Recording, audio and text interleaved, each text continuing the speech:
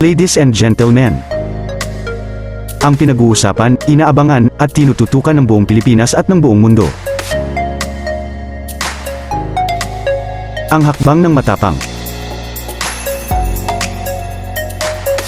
Cebu Prayer Rally. Ilang oras na lang magsisimula na, kaya mga Bisaya sa Luzon, Visayas at Mindanao lalo na nasa iba't ibang bansa at sa buong mundo, stay online. Tingnan nyo naman, nagsama-sama ang galing sa Luzon, Visayas, at Mindanao, only here, sa hakbang ng matapang, please stay online.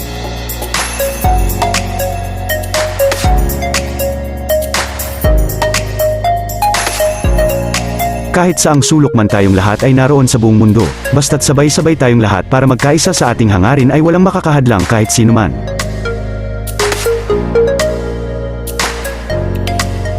Please stay online.